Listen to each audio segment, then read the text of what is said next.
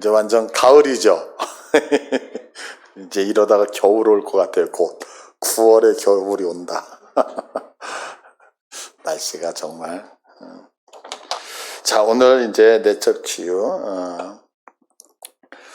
내적 치유라고 하는 것은 인간의 몸 외에 우리가 이제 영도 있고 혼도 있잖아요. 이 모든 것이 이제 치유가 필요하다라고 하는 것을 얘기를 하고 있죠. 근데 이제 특히 내적 치유라고 한다면 혼의 영역을 주로 우리가 많이 이야기를 해요. 그래서 실질적으로 우리가 이제 영이라고 하는 단어를 많이 쓰지만 그 영적인 모든 것들이 어디에 영향을 받냐면 혼의 영향을 받거든요. 그래서 혼이 무척 중요하다는 거. 그래서 혼이라고 하는 것은 우리가 지정의라고 얘기를 하잖아요. 그러니까 뭐 여기 있는 김혜수 목사가 누구냐라고 했을 때 이 몸이 김혜수 목사가 아니잖아요.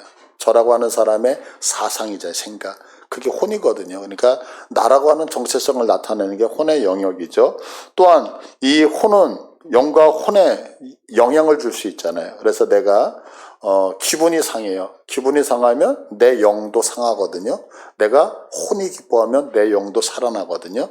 또 우리가 잘 알다시피 내가 정신이 정상적이지 않으면 우리 몸도 안 좋아지잖아요. 그래서 혼이라고 하는 것이 인간 자체를 구성하면서 또 영과 혼의 그 육신까지도 전부 다 다스리고 통치할 수 있는 부분이고, 그렇기 때문에 혼이 되게 중요하죠. 그래서 우리가 그런 얘기 하잖아요. 인간이 영이 죽었다. 근데 사실은 영이 죽었다라고 하는 것은 무엇 때문에 죽었느냐면 우리 혼 때문에 죽은 거거든요. 그래서 우리가 잘 알다시피 창세기 3장 6절에 여자가 그 나무를 봤어요. 눈으로 본 거거든요. 육신으로 본 거잖아요. 그런데 그걸 눈으로 본 다음에 먹음직도 하고 보암직도 하고 지혜롭게 할 만큼 탐스럽기도 한 나무인지라. 그래서 먹음직하다 보암직하다라고 하는 것은 혼의 영역이죠. 내가 생각하는 거잖아요. 그죠? 그래서 우리가 실질적으로 봐서 야 저거 이렇게 생겼어 라고 하는 건 지식이지만 그것을 먹고 싶다라고 하는 것은 정서적인 부분이잖아요. 그것이 와 탐스럽네, 와 좋으네, 이거 정서적인 부분이죠. 그러니까 지정이라고 하는 것이 혼에 있다라고 얘기 드렸는데 바로 그것 때문에 따먹게 되어지죠. 그러니까 혼으로 결정한 거예요. 내가 생각으로 결정을 했죠. 그래서 내가 지와 정이라고 하는 것을 동원시켜서 이게 동기가 되어져서 의가 나가잖아요. 지정의, 의지가 나가죠. 의지가 발동됐잖아요. 그래서 결국에는 혼이 타락을 하고 나니까 나타나는 현상이 뭐냐면 덩달아 우리의 영도 죽었다라고 얘기했죠. 그래서 요한복음에도 진실로 진실로 너에게 이르니 죽은 자들이 어떻게 죽었어요? 혼이 죽으니까 우리 영이 죽게 되어졌다. 그러니까 혼의 영역은 너무너무 중요하죠. 그래서 성경에서 죽음이다라고 하는 것은 지난주에 말씀드렸어요. 자, 동물에게도 르하오라고 하는 영이 있다 없다? 있어요. 이거 수정하셔야 된다고 말씀드렸잖아요. 동물에게는 혼만 있고 영은 없다. 이거는 잘못된 거예요. 왜 잘못됐어요? 성경에 보니까 동물에게도 하나님이 무엇을 허락하셨다 그래요? 르하오. 원문에 르하를 줬잖아요. 근데 동물에게는 없는 게 뭐라고 하냐면 네샤마라고 하는 거, 생기. 있다 없다? 동물에게 없다라고 말씀드렸잖아요. 그러니까 구체적으로 나누지는 않아요. 나누지는 않지만 이해하기 쉽게 제가 여러분들이 그 신학은 되게 위험한 게 뭐냐면 말 하나를 잘못했을 때 전체가 다 틀어져요. 그래서 설명하는 게 힘든 거예요. 우리가 삼위일체, 제가 이런 예를 많이 드려요. 삼위일체 그러면 하나님이 몇 분, 하나님이 한 분. 그러면 이단된다고 그랬다. 이단된단 말이에요. 왜냐하면 단일신론에 걸려요. 그럼 하나님은 몇 분? 하나님은 세 분. 그럼 30논에 걸려요. 그럼 어떻게 표현했냐? 삼위일체. 이렇게 표현할 수밖에 없는 거예요.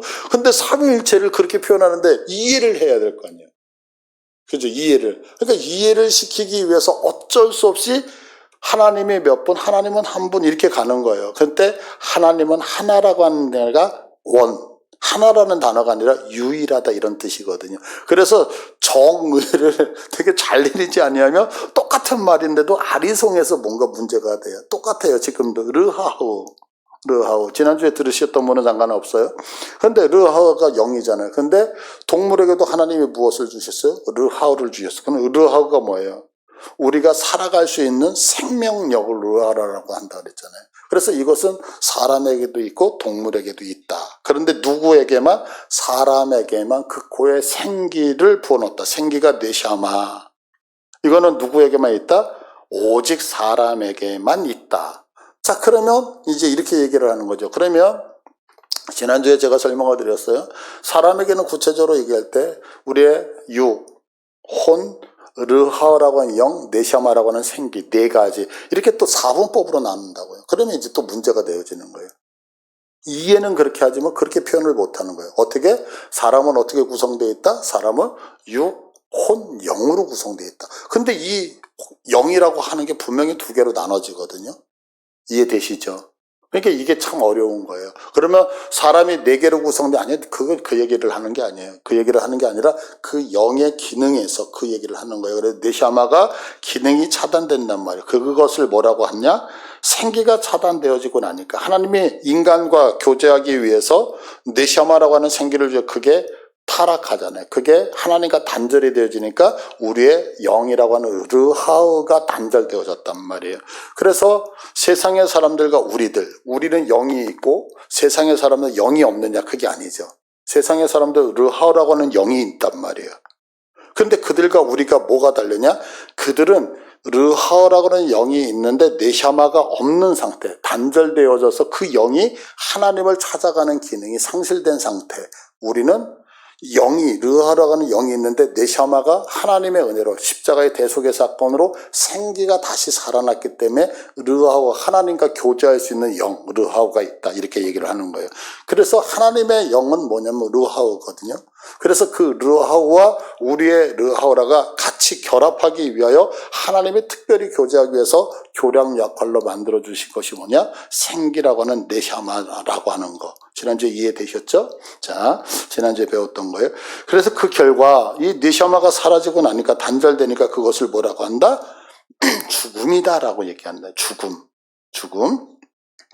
그래서 에베소서 4장 18절에 보면 그의 총명이 어두워지고, 여기 총명이라고 하는 것은 혼의 영역이거든요. 그래서 하나님과 관계를 해야 되는 이 네샤마가, 이 총명이 사라져 버리니까 어떤 결과냐면 그들 가운데 무지함, 그들의 마음이 굳어져서 결국에는 어떻게 된다? 하나님의 생명이 떠났다, 이렇게 얘기를 하는 거예요. 그래서 우리의 죽음이라고 하는 것은 어디서 나타난다? 영은 영이라고 하는 영역은 혼의 영역을 받는단 말이에요. 혼의. 그래서 우리가 어떤 내적 치유다, 이런 치유를 얘기를 하는 것은 뭐냐면 우리의 혼의 영역이 바뀌는 것을 얘기를 하는 거예요. 치유. 그래서 우리가 상처를 치유받는다, 이게 우리의 혼의 영역에서 치유를 받는 거예요. 혼이 치유가 되어지면 영도 치유가 되어진다고요. 그래서 우리가 예수 그리스도를 믿는다라고 하는 것은 뭐냐면 우리의 혼이 살아난단 말이에요. 하나님하고 교제하시듯 우리 안에 그래서 그 네샤마가 살아나면서 하나님과 교제하니까 영이 살아난다, 이런 개념으로 보셔야 돼요. 그래서 영적 싸움이라고 하는 것은 영의 영역에서 일어나는 것이 아니고 어디서 일어난다? 혼의 영역에서 일어난다. 그럼 어떻게 일어나느냐? 하나님이 계시잖아요. 그래서 영은, 제가 이런 얘기 수없이 들으셨을 거예요. 영이 하나님의 영, 사람의 영, 사단의 영, 같은 영이잖아요. 지금 영. 그러면 영은 영끼리만 통한단 말이에요. 영은. 그러니까 하나님이 우리 사람하고 사람의 영과 대화가 돼야 안 돼요. 당연히 되겠죠. 또 사단, 영이잖아요. 대화가 될까요, 안 될까요? 이건 당연히 되는 거죠. 또 사람과 사단이 대화가 될까요, 안 될까요? 이거 당연히 되는 거죠. 영은 영끼리 통하니까요. 그죠? 같이. 그런데 이 영이 얘기하는 것을 어떻게 감지해내냐면 우리 혼에서 감지한단 말이에요. 혼. 그러면 내 영이 이야기를 하는 것을 내가 어떻게 하냐면 내 혼에서 안다고요. 그런데 내 영이 얘기하는 거를 내 혼이 알 때 우리는 이거를 생각, 이렇게 얘기하잖아요. 생각. 그러면 사단이 내 혼에게 얘기하나요? 그렇게 얘기하지 않는다고요. 사단이 내 영에게 얘기하는 거죠. 그러나 영에게 얘기했던 것을 다시 내 혼이 감지해낸단 말이에요. 그러니까 사단이 얘기를 하는 것도 나에게는 생각으로 나타나죠. 하나님이 말씀하시는 것도 생각. 그러니까 우리의 생각 안에 싸우는 거예요. 하나님이 우리에게 말씀을 주시기도 하고 사단이 말씀을, 그러면 우리 안에는 막 복잡해지잖아요. 그래서 성경이 어떻게 표현하고 있느냐면 성령님의 소원이 영의 소원과 사단의 소원이 육체의 소원이 우리의 혼의 영역에서 막 싸운다고. 이 싸우는 걸 뭐라고 한다? 영적 전쟁, 이렇게 얘기를 하는 거예요. 영적 전쟁. 자, 그래서 갈라디아서 5장 17절에 육체의 소욕은, 육체가 요구하잖아요. 육체의 소욕은 누구를 거스려요? 우리 성령 하나님의 그 생각을 거스르게 되어지고, 성령의 소욕은 육체를 거스르게 되어진다. 왜? 지금 영적인 싸움이 일어나니까요. 그래서 이 둘이 서로 대적함으로 너희 원하는 것을 하지 못하게 하려 한다. 그러니까 당연하게 우리가 지금 영적 싸움에서 되게 중요한 것은 뭐냐면 내가 어떤 것을 선택하느냐는 의지죠. 우리들의 의지. 그래서 내가 하나님이 말씀하시는 것을 따라가면 하나님의 사람이 되는 거고, 사단이 원하는 걸 따라가면 내가 사단의 사람이 돼요. 그럴 때 내가 누군가를 따라간다고 할 때 내 의지, 혼이 정하잖아. 혼. 그죠? 그래서 혼이 되게 중요한 싸움을 하고 있는 영적 싸움에서. 자, 그래서 인간의 자유의지와 책임이 대두되죠. 그래서 스스로 속이지 말라. 하나님은 마늘의 여김을 받지 아니하는데 사람이 무엇으로 심든지 그대로 거두리라. 그래, 어떻게 거둬요? 이건 뭐 땅에 콩 심으면 콩 나고 이런 얘기를 하는 게 아니라, 내가 육체를 위해서 심는 자는 육체 사단이 요청하는 것을 계속해서 따라가면 내 열매는 다 사단이. 그러면 우리는 사단이라고 얘기를 하면 나쁜 것 이렇게만 생각을 하잖아요. 그런데 그렇지 않죠. 성경은 딱 하나만 얘기를 하고 있어요. 그게 뭐냐면 성경은 이 땅에 가치를 두지 않아요. 이 땅에 가치를 두지 않아요. 이 땅에 수단으로 사는 것을 인정하지만 목적을 두지 않는단 말이에요. 우리가 이 땅을 살면서 열심히 살아야 되죠. 돈도 벌어야 되죠. 건강해야 되죠. 그런데 성경은 이렇게 말씀하고 있는 거예요. 너희들의 인생이 나그네 인생인 거예요. 그러면 생각해보세요. 내가 인생을 나그네처럼 잠깐 어떤 여름 휴가를 가가지고 뭐 펜션에 갔다 텐트를 쳤다. 그래서 조금 불편해요. 근데 거기에 불편하다 그래가지고 인생을 막 불평불만하고 이러지 않잖아요. 즐기잖아요. 그거 왜 즐겨요? 내가 돌아갈 곳이 있기 때문에 그렇죠. 성경은 항상 그 얘기를 하는 거예요. 근데 생각해 보세요. 우리들이 어떤 생각을 하냐면 사람의 한계라고 하는 것은 뭐냐, 시간의 경점을 너무 길게 잡고 있는 거죠. 우리 모두가 내가 앞으로 몇십 년을 더 살 거라고 하는 생각을 갖고 있기 때문에 이 땅의 것이 다 값이 있는 거죠. 그러나 우리의 죽음이라고 하는 것은 내가 하나님 앞에 돌아가는 그 날짜는 아무도 모르잖아요. 그러면 우리가 바로 이 시간, 1시간 뒤에 하나님의 부르심 앞에 선다 그러면 지금 여러분들의 가치관, 저와 여러분의 가치관 다 바뀔 수밖에 없는 거죠. 문제는 내가 오래 산다라고 생각을 하기 때문에 여기다 가치를 두는 거죠. 그렇지 않아요? 그러니까 성경은 항상 그 얘기를 하는 거예요. 그런데 하나님은 알파와 오메가라고 하는 시간을 초월하신 분이잖아요. 그럼 그 하나님이 봤을 때 인간에게 있어서 100년이라고 하는 시간은 그렇게 길지 않아요. 제가 이제 이번 주간에 밖에 좀 나갔다 왔는데 제가 고속도로를 타면 항상 하는 얘기가 있어요. 여보, 저 나무가 조선 500년 전에도 있었겠지. 지금 저 산이 고려시대에도 있었겠지. 제가 늘 이 얘기하거든요. 그러면 이제 고속도로를 갈 때마다 제가 그 얘기를 하니까 또 그 얘기야 그래요. 그런데 저는 그게 너무 신기한 거예요. 뭐가 신기하냐면 여러분들 이렇게 고속도로 같은 데 가면 막 산들이 있잖아요. 근데 그 산들이 6.25 때도 그 자리에 있지 않았을까요? 고려시대도 그 자리 누가 만들지는 않았을 거 아니에요. 그러니까 저는 그걸 볼 때마다 저 자연은 몇백 년, 몇천 년. 그러면서 제가 어디까지 갔냐면 저거 분명히 노아 홍수 때 지각변동에서 만들어진 걸 거야. 근데 그때서부터 지금까지 존재하고 있을 거야. 이런 얘기를 하거든요. 그러면 그렇게 오랜 시간을 보고 나면 인간의 100년이라고 하는 시간 너무 짧지 않아요? 그럼 이 땅에 살면서 가치를 두지 않죠. 성경이 동일한 거예요.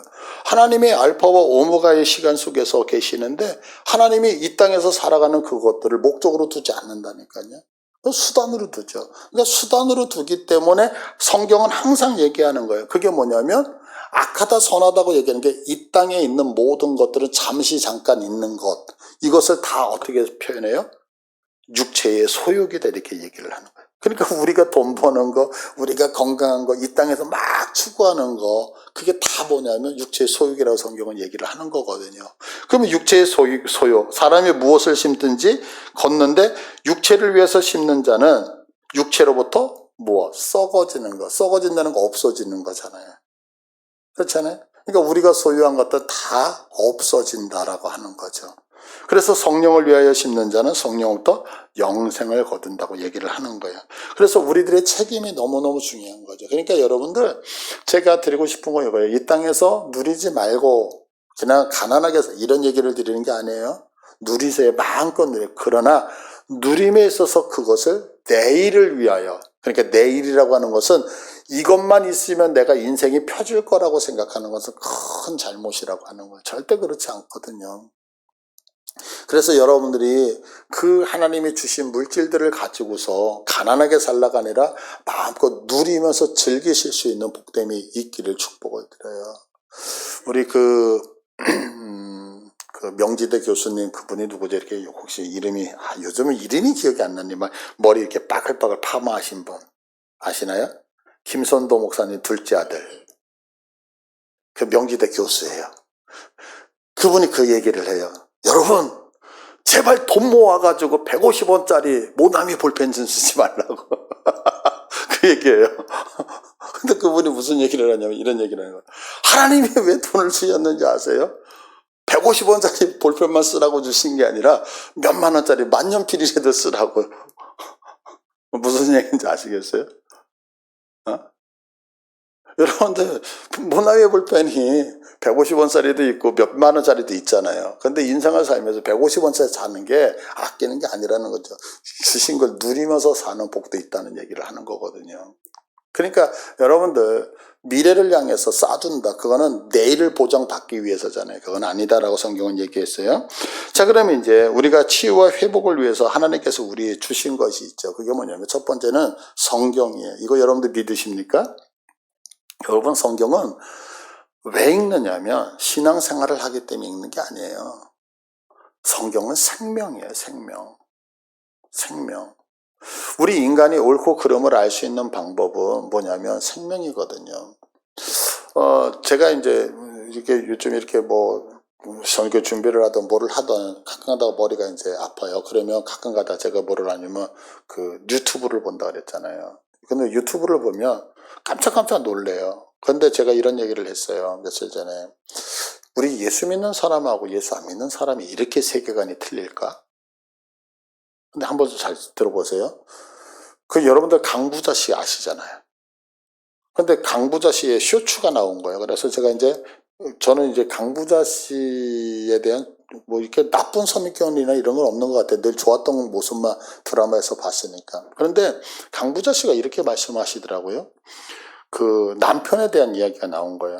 근데 남편에 대한 얘기가 나오는데 이제 아나운서가 묻는 거예요. 강부자 씨 보고. 당신은 남편의 잘못됨을 어디까지 용서하실 수 있습니까? 이런 얘기를 던졌어요. 그러니까 강부자 씨가 하는 얘기가 뭐냐면 나는 모든 걸 다 허용할 수 있습니다.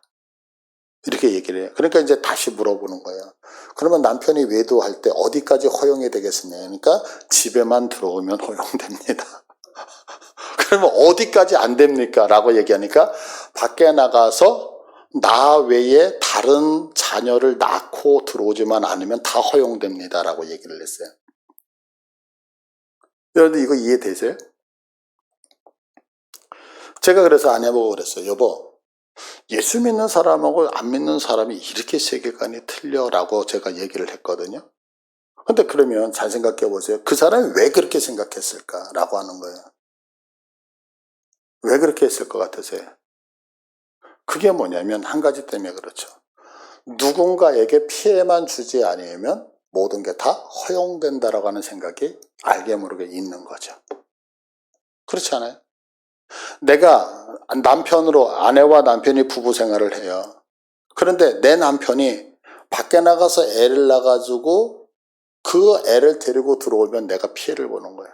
그런데 그것만 되지 않는다면 남편이 나가서 어떤 행동을 해도 피해를 주지 않으면 나는 다 허용한다. 이거 되게 좋은 얘기인 것 같지 않으세요? 그렇지 않아요? 근데 성경은 그렇게 얘기하지 않아요. 성경은 우리들 인간을 기준으로 하지 않는다는 거예요. 성경은 언제나 살아계신 하나님의 모든 것이 근거가 되어져서 이 땅이 지금까지 지나온 수많은 과거, 앞으로 지나가는 세계, 미래까지 해서 하나님의 관점에서 잘못된 건 잘못됐고 옳은 건 옳다라고 이야기하기 때문에 진리인 거죠. 이거는 나라를 초월하여서, 민족을 초월하여서, 사람의 연령대를 초월해서 누구에나 다 동일하다는 거예요. 그렇기 때문에 성경만 기준이 된다는 사실 여러분이 믿으셔야 된다고요. 그래서 성경은 우리들에게 분명히 얘기하잖아요. 디모데후서에서 어려서부터 성경을 알았는데 성경은 예수 안에 있는 구원에 이르는 지혜가 있다라고 얘기해요. 그러니까 다른 것은 구원으로 이르는 지혜가 있다 없다? 없다라고 분명하게 얘기하죠. 그러니까 이것만이 우리들의 죽었던 생명을 살릴 뿐만 아니라 성경은 하나님의 감동으로 돼서 교훈과 책망과 바르게 한 그 의로 교육해 유익하니 하나님의 사람으로 온전케 하고 모든 선한 일을 행하게 온전케 하려 함이다라고 얘기를 하고 있어요. 그럼 여러분들 우리가 이 사실을 믿는다는 잘 보세요. 하나님의 사람으로 온전케 된다라고 한다면 내가 지금 믿음의 생활을 하는 이유가 뭘까요? 이유는 하나잖아요. 내가 하나님 앞에서 바른 사람이 되기 위해서 살아가는 거 아닌가요? 그러면 성경을 떠나서 바른 사람이 될 수 있나요? 없잖아요. 그러니까 성경은 우리들에게 있어서 의무적으로 읽고 이런 어떤 종교 생활을 하기 위한 책이 아니라 이것이 내가 하나님이 추구하는 그리스도의 장성한 분량으로 나가기 위해서는 반드시 우리 인생에 가장 가까이 둬야 되는 성경이라는 거예요. 그런데 중요한 게 있어요. 보세요. 여러분들 놀라운 사실은요. 한번 자신들에게 여쭤보세요. 이렇게 제가 얘기를 하고 있는데 우리는 그러면 일평생 살면서 성경을 몇 번을 읽었느냐는 거죠. 놀라운 사실이 뭔지 아세요? 내가 직분이 있고 신앙생활을 수십 년 했다라고 하시는 분들 중에 아직도 성경을 한 번도 읽어보지 못한 분이 너무 많다는 거예요. 이 얘기는 뭐냐면 신앙생활을 말씀 따라 하는 게 아니라 신앙생활을 어깨 너머로 배워서 신앙생활 하는 경우가 너무 많다는 거죠. 그래서 어떤 현상이 생겨요? 이단에서 이제 나오신 분들한테 이야기를 들었어요. 그런데 전에 이제 뭐 좀 오래된 얘기죠. 신천지. 그 신천지에 보면 두 가지 이렇게 나눠지더라고요. 하나는 일반 성도들을, 일반 사람들을 전도하는 사람이 있어요. 신천지 안에. 그런데 신천지 안에는 또 누가 있냐면 교회 목사님만 이렇게 전도하는, 우리식으로 하면 전도죠. 목사님만 전도하는 사람이 있어요. 왜냐하면 일반 성도들 이렇게 한 사람 만나가지고 전도하면 한 사람 한 사람이에요. 근데 신천지가 이제 저한테 오는 거예요. 그래가지고 저를 유혹을 하면 우리 양임원교회는 통째로 다 넘어가잖아요. 그래서 이렇게 조직적으로 걔네들이 움직여요. 그런데 얘네들이 움직일 때 신천지 교인이 되는 조건이 있다는 거예요. 그 조건 중에 뚱뚱하면 안 돼. 그 이유가 있어. 거기에 이렇게. 그 이유가 뭐냐면 게으른 확률이 많다는 거예요.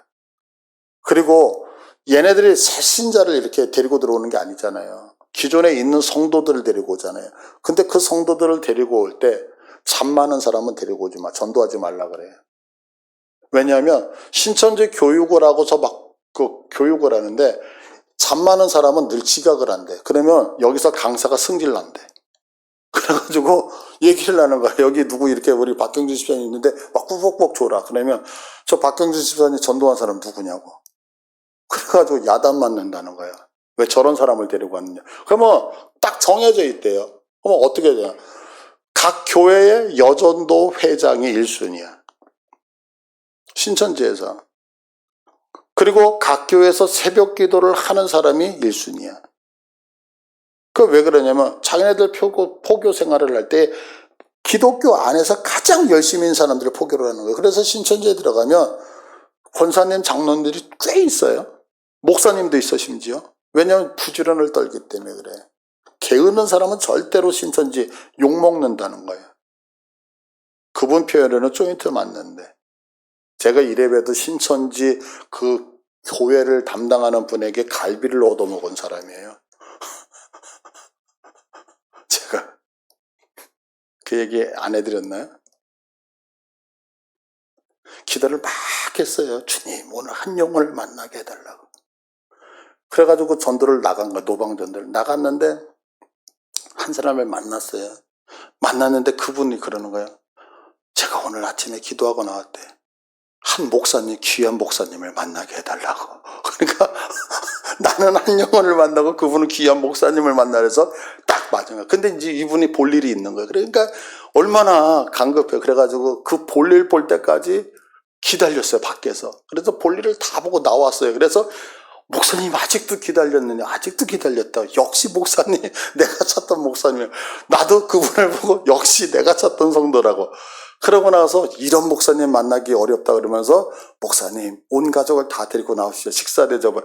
그래가지고 갈비집에 가서 거하게 식사 대접을 했어요. 그러고서 한참 얘기를 했더니 그분이 교회를 유혹하는 신천지 간부야. 그래서 알게 된 거예요, 그분하고. 그래가지고 제가 그랬어요. 우리 교회에 신천지 좀 제발 좀 보내지 말라 그러니까 그 다음부터 신천지가 안 와. 그래 물어봤어요, 내가 그분한테. 아직도 그분 전화번호가 있거든요. 그분한테 연락을 했더니 뭐라고 하냐면 이런 얘기를 하는 거야. 목사님, 우리는 조직이 있어가지고 내가 그 교회는 가지 말라 그랬대. 그래가지고 아무도 안 와. 왜? 자기가 나를 전도해야 되기 때문에. 하여간 그 얘기가 왜 나왔어? 성경 얘기하는 거, 성경. 그래서 그렇게 넘어가. 근데 왜 넘어가느냐면 이분들이 하는 얘기가 뭐냐면 우리 기독교에서 성경을 안 가르친다는 거예요. 근데 여러분들 성경을 안 가르치나요? 성경 가르치죠. 근데 문제는 성경을 안 읽고 어깨에서 배운 거죠. 그래서 어깨너머로 배우니까 어떤 현상이 나타나요? 누군가가 파고들고 성경을 딱 디밀면 그때는 다 넘어가죠. 대표적인 것들 몇 가지만 말씀드릴게요. 자, 우리가 되게 많이 알잖아요. 자, 동방박사는 몇 사람? 제가 이제 문제 낸 거 여러분이 답을 하셔야 돼요. 동방박사 몇 사람? 어? 예, 세 사람. 성경 어디에도 안 나오죠. 그죠? 이런 거. 그 다음에 예수님이 돌아가셨을 때에 함께 돌아갔던 그 십자가에 매달린 강도 중에 어느 쪽 강도가 천국 갔죠? 성경에 안 나오죠. 근데 우리는 오른쪽이라고 얘기를 하거든요, 일반적으로. 근데 성경에는 한편 강도라고 나오죠. 자, 한 알이 밀알이 썩어서예요? 한 알이 밀알이 떨어져서예요? 쌀이 떨어져가지고 썩으면 죽은 거죠. 그죠? 그러니까 이게 뭐냐면 가장 대표적인 것들이에요. 그러니까 성경을 우리가 이렇게 어깨너머로 배운다는 얘기는 많이 들었단 말이에요. 들었기 때문에 그것이 당연한 것 같아요. 저도 그렇거든요. 자, 그 다니엘이 풀무불에 들어가나요, 안 들어가나요? 다니엘은 풀무불에 들어간다, 안 들어간다? 뭐 헷갈리죠. 그래요. 안 들어가요. 세 친구만 들어가잖아요. 근데 우리는 다니엘도 풀무불에 들어가는 것처럼 생각을 하잖아요. 그게 왜 그러냐면 성경을 확인을 다 들은 거예요. 모른다는 얘기가 아니라 이게 이제 하나의 비약을 하는 거죠. 그러니까 이게 뭐냐면 자꾸 성경을 확인을 해서 눈으로 확인해서 정확하게 판단하지만 걔네들이 우리를 깨일 때에 문제가 안 되죠. 제가 여호와 증인을 만났어요. 그랬더니 여호와 증인이 이런 얘기를 하더라고요. 우리가 개신교에서 잘못 알고 있다는 거예요. 뭘 잘못 알고 있느냐? 그러니까 이런 얘기를 하더라고요. 하나님이 예수 그리스도를 이 땅에서 먼저 창조를 하셨대요. 그러고 나서 성부와 성자가 함께 세상을 창조를 했다는 거예요. 그래서 왜 그렇게 얘기를 하니라고 하니까 이런 얘기를 하더라고요. 자, 봐라. 하나님께서 예수 그리스도를 이 땅에 보냈을 때 예수 그리스도를 뭐라고 하니? 독생자라고 얘기를 하지 않지. 독생자. 그런데 아브라함이 이삭을 낳았을 때 아들 독생자 이삭을 낳았다는 얘기를 안 하잖아. 독자 이삭이라고 얘기하지. 그러면 하나님이 예수를 낳았을 때 독생자라고 얘기를 하고 아브라함이 이삭을 낳을 때 독자라고 얘기를 하니까 분명히 예수 그리스도는 특별한 거 아니냐. 그러니까 하나님이 독생자 예수를 창조하시고 하나님과 예수가 이 땅을 창조했다라고 하면서 성경을 저한테 딱 디밀더라고요. 그래서 제가 그랬어요. 그렇구나. 그러고 나서 저도 같이 성경을 해서 자 봐라. 아브라함이 여기서 이삭이라고 할 때 독자라고 하는 단어와 하나님이 독생자라고 할 때 이 독생자라고 하는 단어는 원어 성경으로 똑같지 않냐. 그러니까 그분이 하는 얘기가 뭐냐면 자기보다 높은 분을 데리고 오겠다고 가더라고요. 그러니까 지금까지 안 데리고 왔어요. 왜 뭐냐면 언어에서 이렇게 장난치거든요. 그러니까 우리가 제가 드리고 싶은 건 뭐냐면 하나님의 말씀 성경이라고 하는 것은 우리들의 죽었던 영들을 살려서 하나님의 장성한 분량까지 올라가는 정말로 이게 생명이라고 하는 것을 믿는다면 성경은 있어도 그만 없어도 그만이 반드시 우리에게 필요한 거죠. 그죠? 그러니까 성경은 배우기 위해서 노력하지 않으면 읽을 수 없는 성경이거든요. 그러니까 이것을 우리가 믿음 생활을 하면서 그냥 귀로 듣는 게 아니라 말씀을 확인해 가면서 하나하나를 확인할 필요가 있죠. 그러니까 내가 하나님 앞에서 바로 살고 싶고 하나님 앞에서 내가 혼이 치유되어져서 그리스도의 장성한 분량으로 예수 그리스도와 같은 수준으로 가고 싶다라고 한다면 제일 중요한 안내문이 뭐냐면 성경책인 거예요. 그렇기 때문에 우리가 성경에 대해서 큐티하는 법, 성경에 대해서 묵상하는 법을 자꾸 습득해야 되는 이유가 뭐냐면 기독교인, 신앙인들이 그냥 신앙을 하기 위해서가 아니라 이건 생명이기 때문에 그런 거죠. 여러분 그러니까 내가 상처가 있다, 아픔이 있다, 내가 치유받기를 원한다, 믿음 갖기를 원한다, 하나님의 사람이 되기 원한다. 그러면 제일 중요한 게 뭐냐면 성경을 가까이 하셔야 돼요. 두 번째는 뭐냐면 성령이에요. 자, 성경은 우리 글씨로 되어 있잖아요. 근데 성경은 저자가 누구냐면 성령님이시거든요. 그러면 보세요. 요한복음 14장 26절 보혜사 곧 아버지께서 내 이름으로 보내실 성령, 그 성령이 너에게 모든 것을 가르치시고 내가 너에게 말한 모든 것을 생각나게 하리라. 이거 믿으십니까?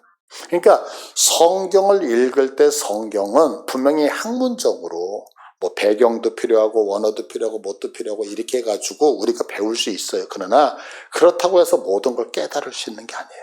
왜냐하면 저자가 누구냐면 성령 하나님이시기 때문에 이거 믿으시죠? 그러니까 우리가 성경을 읽으면서 왜 기도해야 되고 성경을 읽으면서 왜 자꾸 성령님께 의존을 해야 되냐면 성령님만 그 기록을 왜 쓰셨는지 정확한 의도를 알거든요. 이거는 여기서 있는 목사 다 모르는 거죠. 왜 목사는 공부해서 하는 거지만 우리 성령님은 직접 쓰신 저자이잖아요. 그죠?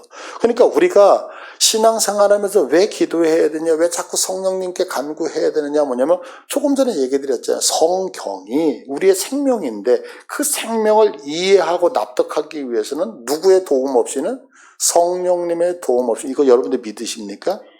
그러니까 여러분들 잘 생각해 보세요. 예수를 믿는다고 하면서 성경을 안 읽어. 예수를 믿는다고 하면서 기도를 안 해. 그러면 이거는 그냥 죽어 있는 거와 진배 없던 거죠.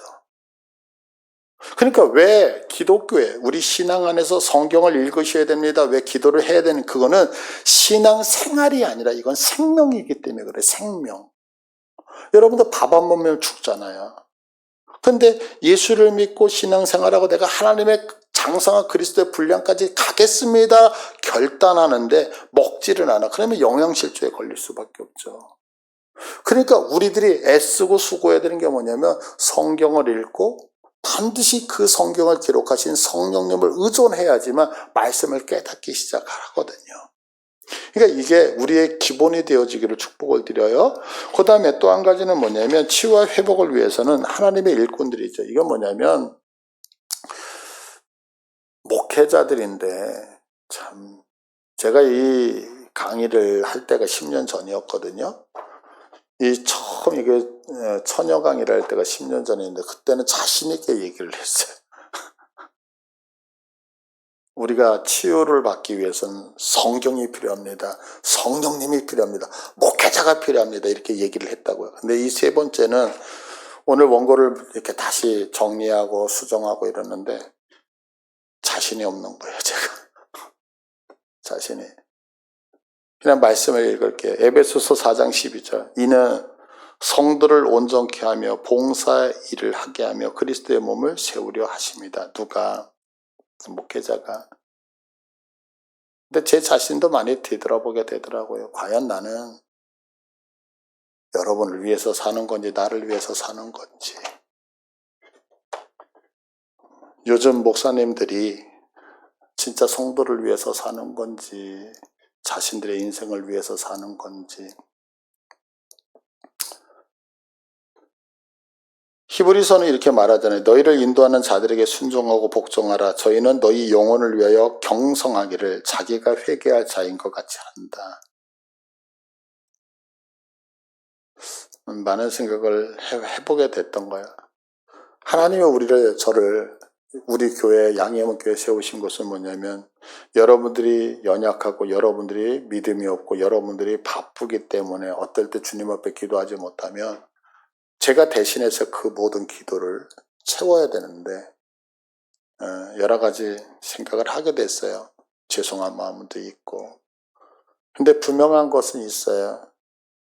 이 초심을 잃지 않기 위해서 노력하는 건 사실이거든요.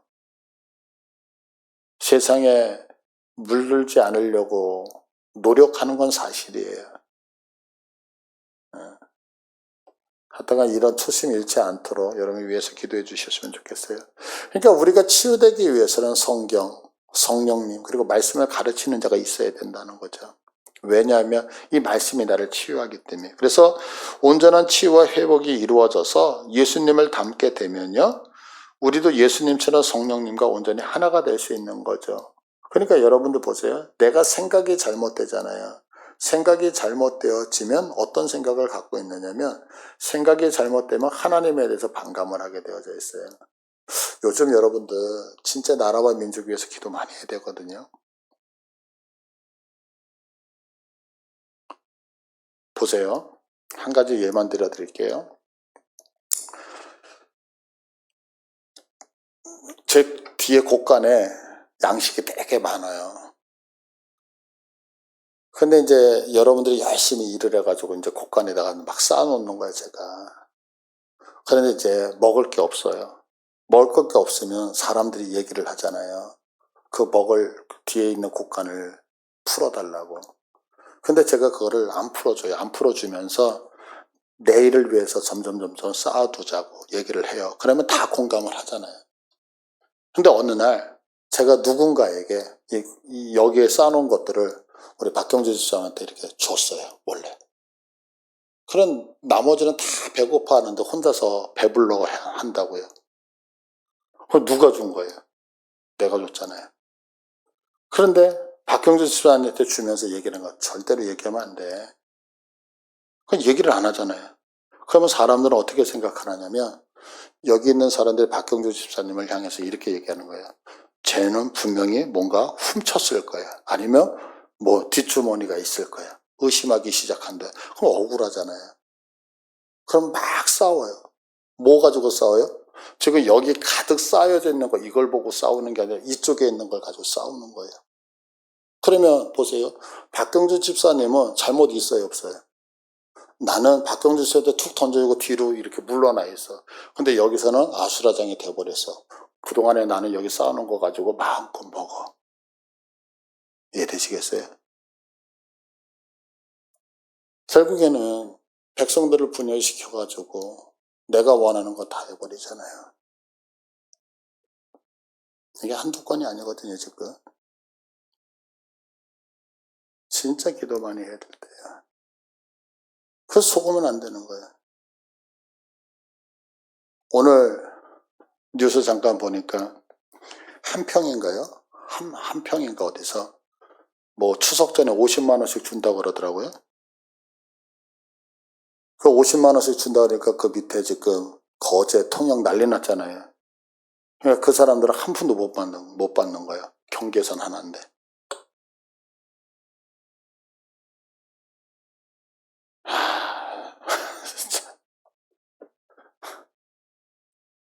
자, 기도하자고요, 기도. 자, 그래서 우리가 성령님과 온전히 하나가 될 수 있고 예수님처럼 살고 예수님처럼 행할 수 있어요. 그래서 우리가 가장 중요한 게 뭐냐면 하나님께서 행하시는 변화를, 그래서 로마서 12장에 보면 너희는 이 세대를 본받지 말고 오직 마음을 새롭게 함으로 변화를 받아 하나님의 선하시고 기뻐하시고 온전하신 뜻이 무엇인지 분별하도록 하라. 그러니까 성경은 계속해서 얘기하는 게 뭐냐, 우리의 생각, 가치관, 세계관 얘기를 하는 거예요. 그러니까 세계관이 성경적으로 바뀌지 아니면, 세계관이 우리가 하나님의 말씀 앞에 바로 서지 아니하면 그 신앙은 이상한 데로 흘러간다고요. 그래서 무서운 거예요. 그래서 모든 기준이 내가 생각하기에 이게 큰 죄악이에요. 내가 생각하는 게 중요한 게 아니라 성경이 어떻게 말씀하시냐가 우리의 인생을 꽉 붙들고 계셔야 돼. 여러분들 믿으세요? 이거 흔들려 버리면, 여러분들 생각해 보세요. 지금 무지개 신학교가 생긴 거 아시죠? 무지개 신학교가 뭐냐면 동성애를 지지하는 그 신학교거든요.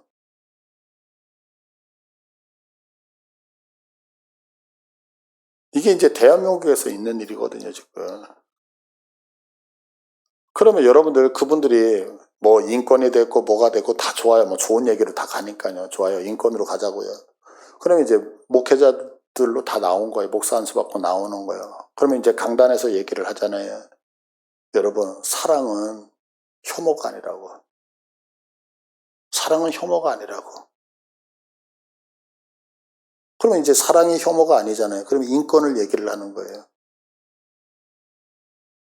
그러면 사랑이라고 하는 아름다운 걸로 얘기하니까 내가 누군가를 사랑을 해도 상관없는 거잖아요. 그러면 여러분들이 나에 대해서 뭐라고 얘기하면 인권 탄압이 되잖아요. 그렇잖아요.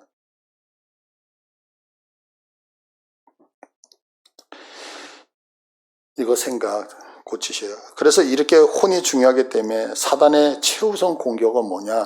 혼이에요, 혼. 여러분의 생각의 가치관이 세계관이라고요. 그래서 혼의 영역에서 이 사단의 영향을 빼내는 것이 우리의 사역이다. 지난번에 제가 여러분들한테 자기 주도 학습에 대해서 이야기를 했었잖아요, 성경적으로.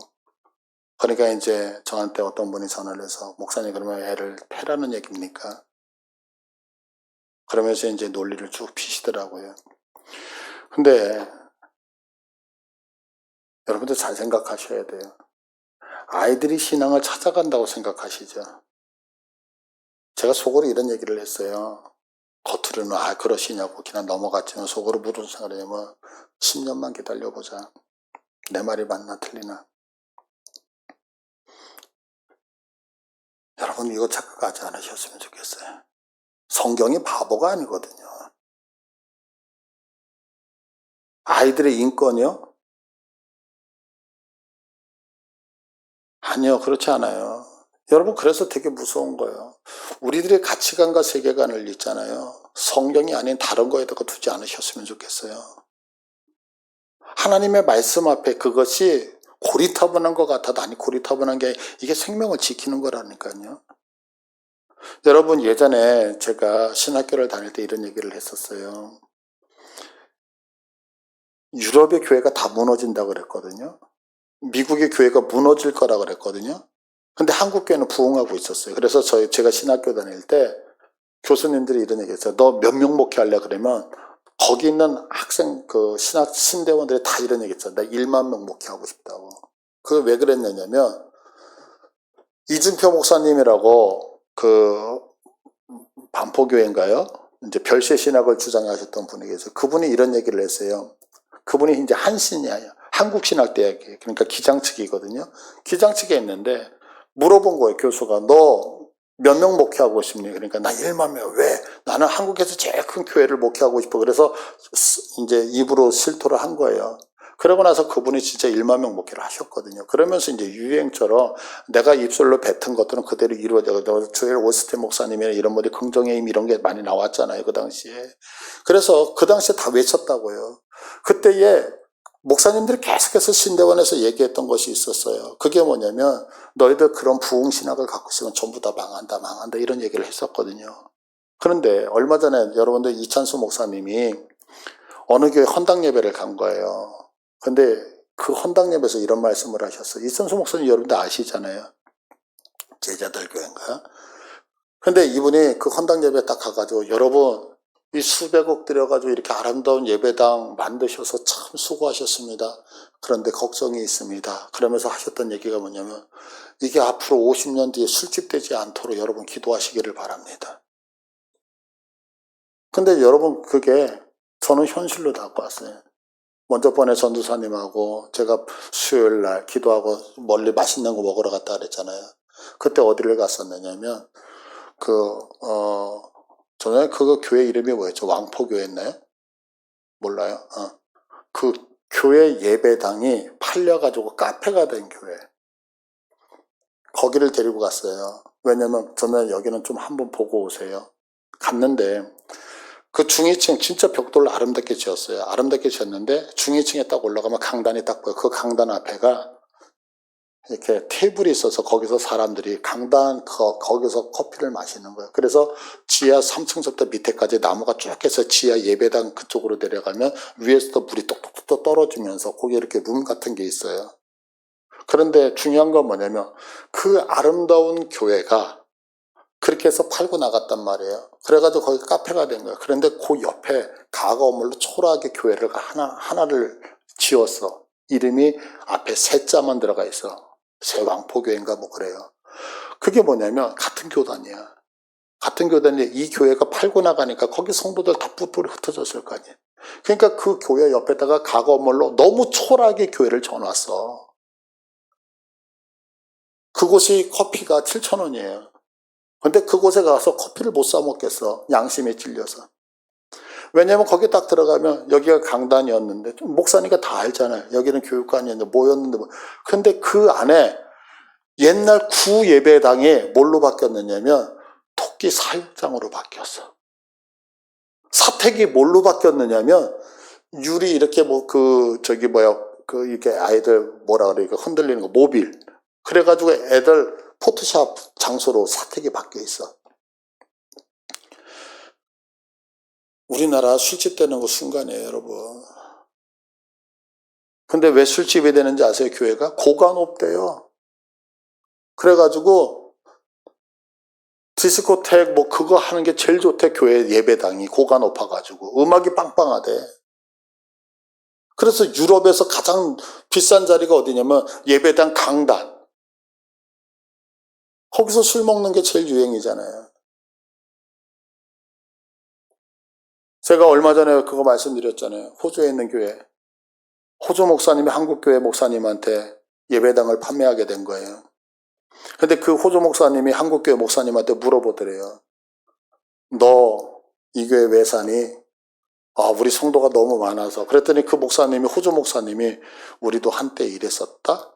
근데 그 몇백 명, 몇천 명 되던 애들 다 떠나고 이제는 열 몇 명. 그러면서 팔면서 하는 얘기가 니네 교회도 30년 뒤에 이렇게 될 수 있어. 현실이라고요. 자,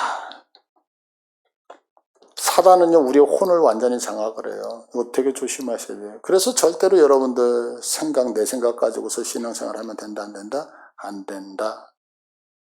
자, 그러면 사단을 이기는 가장 강력한 힘이 있어요. 이거 하나만 여러분 붙드시기를 바래요. 그게 뭐냐면 한번 따라서 할게요. 순종. 왜 그러냐면 로마서 6장 16절을 보세요. 너희 자신을 종으로 내주어 누구에게 순종하든지 그 순종함을 받는 자의 종이 되는 줄 너희가 알지 못하느냐? 혹은 죄의 종으로 사망에 이르고 혹은 순종의 종으로 의에 이른다. 순종이 내가 사망으로도 가고 순종이 의로도 간다는. 그런데 여기서 너희 자신을 종으로 내주어라고 하는 것이 항복해서 넘겨준다는 얘기예요. 자, 그러면 이 얘기는 보세요. 여러분들 누군가 나에게 손들어. 나 너한테 항복하게 내 거 다 줄게. 내가 준 거예요? 저쪽에서 요구한 거예요? 내가 주는 거였어요. 그죠? 내가 내어줬어요. 그래서 종이 된다는 말은 둘로스인데 주인에게 완전히 속해서 주인의 명령에 100% 따라야 되는 노예를 말한다고요.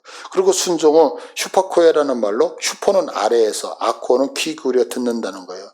자, 그러면 내가 사단에게 순종한다는 말은 무슨 얘기냐면 사단이 이런 단상에서 얘기를 하면 사단 밑에 가서 귀를 기울이고 이렇게 앉아서 쫑긋하면서 듣겠다는 얘기거든요.